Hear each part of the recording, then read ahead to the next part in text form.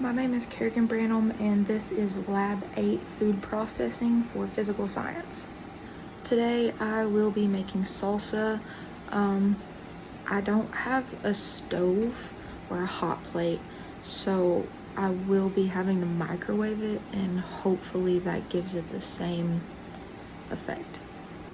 I have added my tomatoes and jalapenos and onions and my seasoning and lemon juice, and now I'm fixing to mash it a little more and mix the seasoning in, and then I'm going to do my first taste.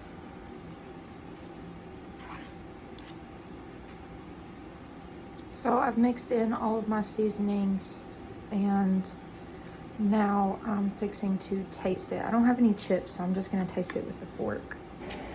So this is my initial taste before it's like cooked or anything, and before it's set for an hour.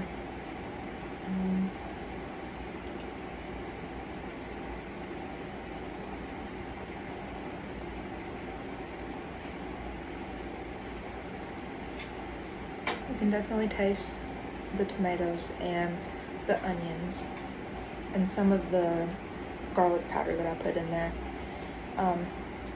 I didn't put a lot of the cumin and cayenne pepper in there because I don't really like it spicy, but overall it's pretty good. So it has now been 10 minutes and I've just been letting it sit. So I'm gonna stir it again just to mix everything around again. I'm gonna give it another taste.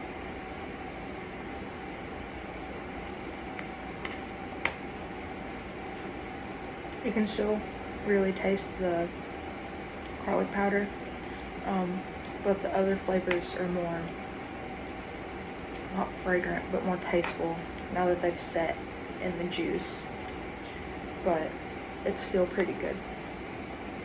I have the salsa in the microwave now cooking.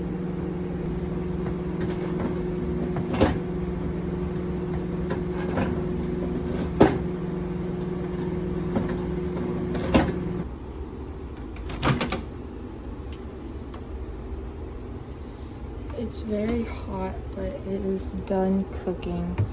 So I'm gonna go stir it and then give it a taste once it cools down.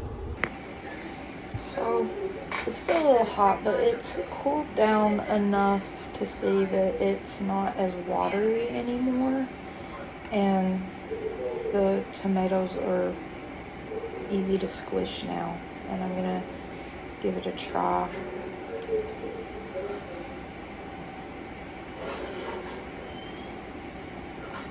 You can definitely taste the seasoning's a lot better now that it's kind of cooked and with the tomatoes.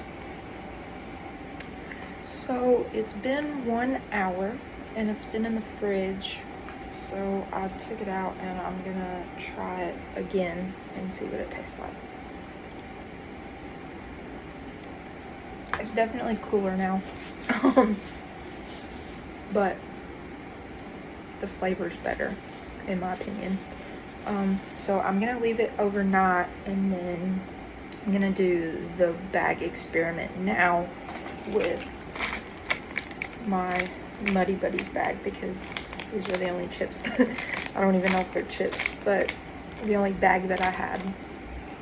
Here's my chip bag cut open, and I'm looking at it, and obviously you can tell the inside is made of some sort of shiny material, and here's the outside of the bag, still shiny,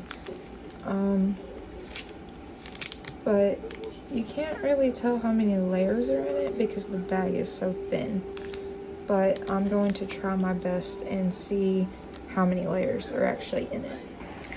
Okay, so I already did this, but I cut it in half, and I held the flashlight up to it on my phone because I don't have an actual flashlight, and I could see the writing from the shiny side, and then I flipped it over and wrote an A, and I could see the A through the writing on this side. So I thought that was really interesting because if you just hold it up to normal light, you can't see the writing, but if you hold it up to a really bright light, you can see through it. So I thought that was very interesting with how many layers are actually like within the bag.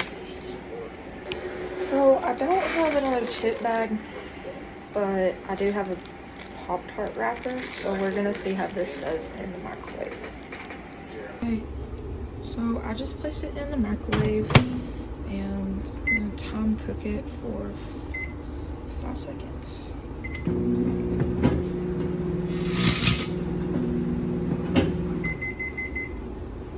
Oh my gosh, okay, I didn't expect it to do that.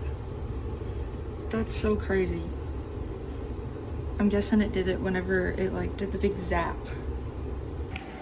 Okay, so it is now the next day. It has been probably a little over 24 hours, if I'm gonna be honest, because I got busy with other things.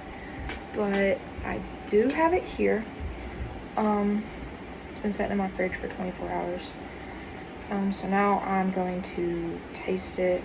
It's less watery now. I don't know if that's supposed to happen. I think most of the juices got sucked up into the vegetables.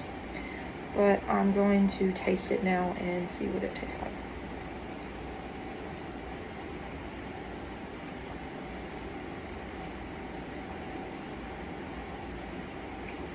You can definitely taste, it tastes better now, I think. It's pretty good.